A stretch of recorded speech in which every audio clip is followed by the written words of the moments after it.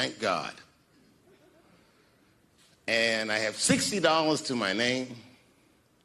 And a woman that I had met in Pittsburgh, a bad Dominican bitch,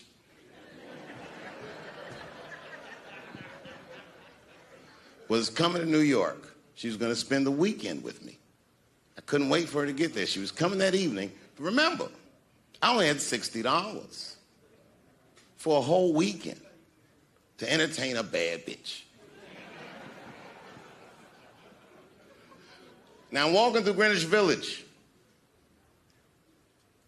and I see something I've never seen before. 3-card Monte. You know what that is?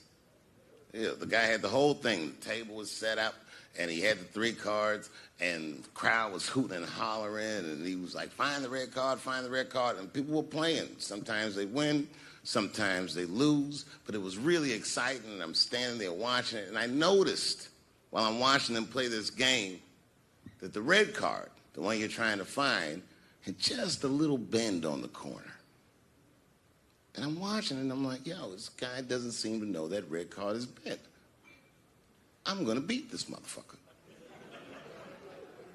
And I walked up to the table, and I said, let me play a hand. And I put my last $60 on that table, and he starts to shuffle and find the red card, find the red card. And I kept watching that bent card go around the table, make sure I kept my eyes on that bent card. And when he stopped shuffling, and he said, find the red card, I pointed to it with confidence. Here it is right here. And he flipped it over, and it was black. And he took my money. I couldn't fucking believe that. How did this nigga do that? Was that magic or sorcery? I was confused. So you know what I did? I sat there and I watched him for a real long time play the game. And I realized that all those people who was doing all that hooting and hollering and betting, my God, they were his friends. They were in on the whole thing. I felt so wronged. I felt so stupid. And then the next sucker came up to the table and was about to put his money down. And I said, fuck that, man. Don't put your money there. All these niggas is in on it. It's a trick. And when I said that, the guy that was dealing, and this motherfucker was huge, snatched me up by my collar. Feel how strong he was when he grabbed me. I was a skinny little guy. And he was going to maul me. The only reason he didn't, I'm sure, is because he saw the fear in my face. And that fear, he looked at me. I saw his eyes go from hard to soft. He softened. Then he looked at me like the way a father would look at a child. And he said to me, young man, don't ever come between a man and his meal. I never forgot that either. Most niggas would have to run the streets for years to learn a lesson that profound. It took me 2 seconds. Never get between somebody and their paper. Taking a man's livelihood away from him is akin to killing him. In our contracts, oh, these contracts are crazy. You should hear the terminology they say in these contracts. To use your name and likeness in perpetuity throughout the universe. Who the fuck could possibly know what that means? Nobody does. It's so complicated, in fact, that when you're a kid like me, you have to hire somebody to tell you what that means. And you sit down at a table and you do the contract game. And that's how I got with Comedy Central. I signed the contract. But I signed the contract the way that a 28-year-old expectant father that was broke signs a contract. I was desperate. I needed a way out. And it wasn't good money and it wasn't good circumstances. But what else am I going to do, I said. And all these white people sitting at that table told me, trust us, Dave, it's a good contract. And I looked around the table and they all seemed to agree it was a good contract. But what if it was like that game of 3-card Monte? What if they were all friends and I didn't know it? And the bag of money was Iceberg's money in the first place. The day I made that phone call, the day I committed to it, it gets announced that Netflix is streaming Chappelle's show. Not just Netflix, HBO Max is streaming it too. Let me tell you another story about HBO. No, hear me out. Did you know, before Chappelle's show was at Comedy Central, I pitched that show to HBO.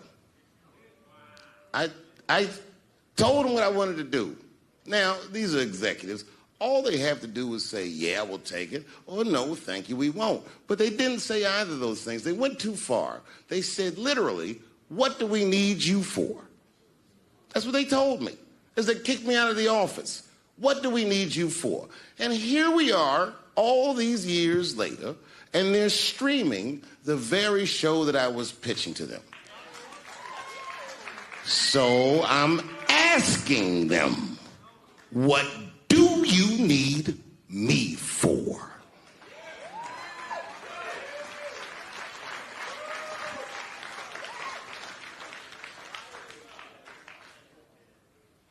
People think I made a lot of money for Chappelle's show. When I left that show, I never got paid. They didn't have to pay me because I signed the contract. But is that right? I found out that these people were streaming my work, and they never had to ask me, or they never had to tell me. Perfectly legal, because I signed the contract. But is that... And I'll tell a joke, and they'll all look at me like I'm crazy. But 3 or 4 people will laugh really hard. And I'll be on stage like, yeah, that's good enough.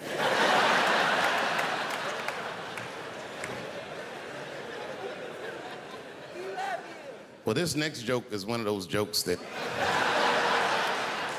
It's not, you know what I mean? I like to tell it, but it never does good. But I'm gonna do it. You know why it doesn't do good? I'm not good at impressions, but this is an impression. You ready?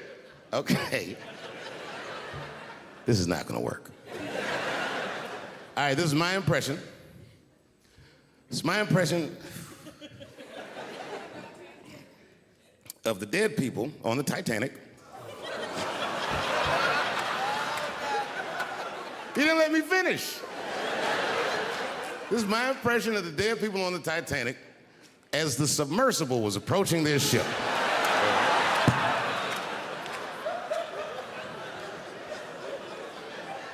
That's good enough. All right, here it goes.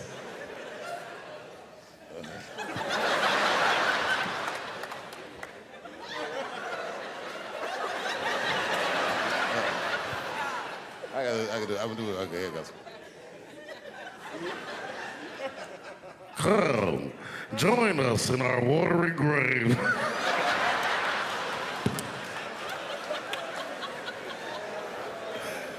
Oh, buddy, that's funny to me. Listen, that is a funny way to die. 20 years from now, on my 70th birthday, I'm gonna take a submersible to see the submersible. Hopefully by then it should work. I like working for Netflix because when all those bad things happened to me, that company didn't even exist.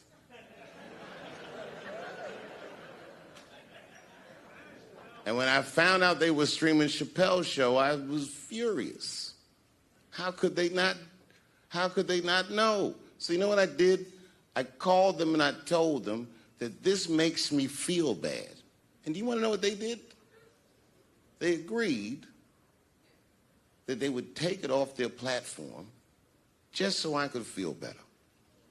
That's why I fuck with Netflix, because they paid me my money, they do what they say they're gonna do, and they went above and beyond what you could expect from a businessman. They did something just because they thought that I might think that they were wrong. And I do. I think if you are fucking streaming that show, you're fencing stolen goods. They stole that from me. They just took it. And I'm not up here trying to tell you guys that I believe that Comedy Central gave me a raw deal just because I'm black. I believe that they gave me a raw deal because this fucking industry is a monster. It's the same monster that these Me Too bitches was trying to tell you about. But they hate the monster for how it fucks. And I hate that monster for how it eats. But my God, man, it's the same monster. Was on this theater, and the kid that walked through that door would feel anything other than pride in their school and in their endeavors. Well, that's untenable to me. So on Friday, I decided that I don't want my name on the school. Hear me out. The Ellington family is my family. When this controversy came out, when the students were angry, at the height of their anger, they said, we still want to name the theater after you. They taught the kids about the nuance of art and activism, and I feel, a great deal of success. And it came around. So it's not that they did not want to give this to me. They're still my family. And I'm not going to say I don't want it. I'm going to say I'll defer it. Rather than give this theater my name, I would like to give these students my message to them.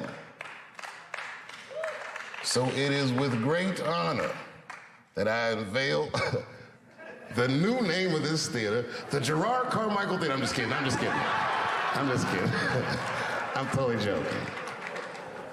Let me see if I can get this here. This theater should be called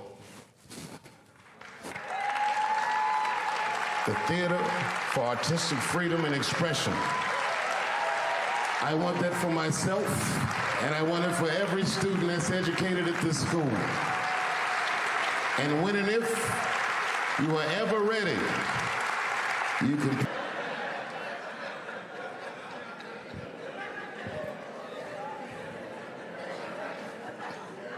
My father found for me the local comedy club in Washington, D.C. I called him. I found out when open mic night was, and I started to go there on Tuesday nights, just watch. And then one night I went on a weekend. I would get my money together and I would go to this comedy club and I would just watch these comedians, and sometimes they would talk to me. And I told one of the comedians after a show one night, I said, man, I really want to try to do this. And he said, well, he said, if you want to be a good comedian, you should know how to act. I said, why? And he says, he didn't explain it.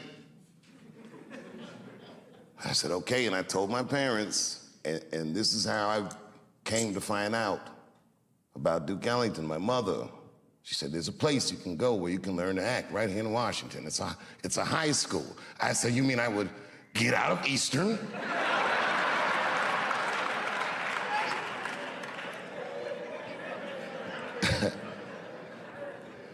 The school year was already in full swing, and Ellington has a policy that they don't let people just come in the middle of the year. But Linda Gravatt, who was the head of the theater department at the time, very graciously took a meeting with me and my mother, and I get emotional thinking about it. Anybody that went here?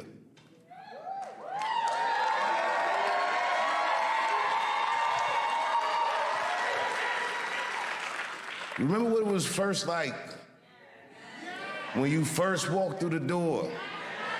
And it was in the afternoon, and everyone was in their arts classes, and the girls had tutus on, and everyone was weird and walking around the hallway like you weren't sure where anyone was supposed to be, and you could hear people practicing their horns and shit all through the hallways. There was art bouncing off the walls. The minute I walked through the door, there was a gallery of all these children's work, and these pictures were amazing.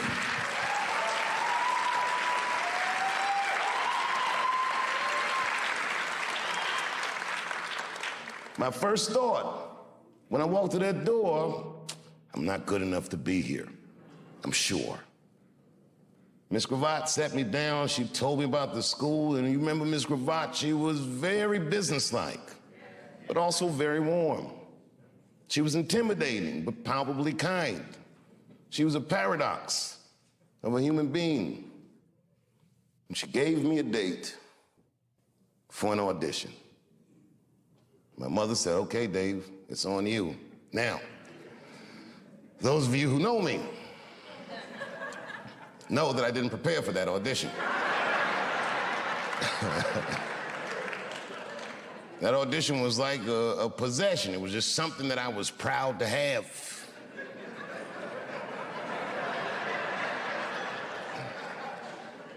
But as the days got closer, I'm like, oh my God, I gotta get something together. I didn't even know how to do an audition. I'd never done it before. So I went, I said, what do I need? They said a monologue. So I looked up monologue. And I went to the library, the MLK library, this huge library. I said, I gotta find something. And I found a piece in one of those yellow script books. It was a monologue by Mark Twain called The Judge's Spirited Woman. I learned it in a night. You know, it was not hard for me to memorize things. The next day, it was a Saturday, I think, and I came to the school, and they auditioned what used to be this room, the original theater at Duke Ellington School of the Arts. And all the department heads sat in here, and the lights are in your eyes, and there's a bunch of kids who already go to the school who come on Saturday just to see who might be coming. And I talked to all these kids before I went in, and these kids were nothing like the kids at Easton. They were like them, but they were different. They were weird and funny and self-deprecating and things like this. And I remember I came out on stage and I did my audition, and it was like terrible. I froze up in the beginning. I started, and then I said, wait a minute, I'm messing up. Let me start again. And I was nervous, and I was scared. And in the middle of the audition, I'm in the middle of the monologue, one of the teachers, Fred Leach, he said, Fred Leach, he goes, okay, that's enough. I said, well, there's still a little more. He goes, no, that is enough, he said.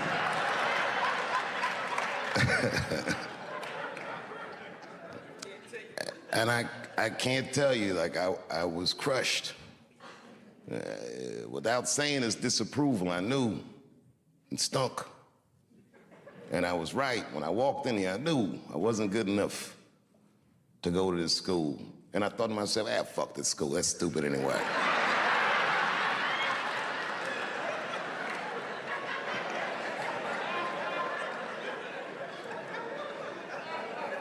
In first-year theater, there's a question that they ask students from time to time, and it's a make-or-break question. And when you ask this question, you don't know.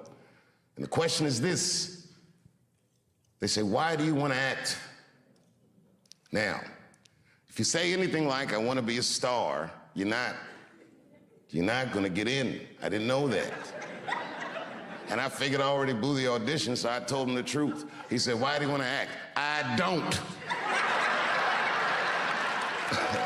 That's what I said. And they said, well, then why are you here? I said, because I want to be a comedian, and some comedian told me that if I want to be a good comedian, I need to learn how to act. And teachers look at each other and go, thank you very much, and I left. And I was walking down the hallway, kicking rocks.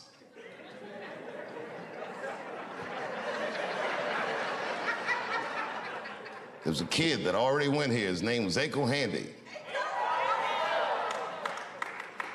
And Aiko said, hey, man, I listened to him talking about you. I said, you did? He said, you're in. I said, what? He said, you're in. Well, it didn't make any sense.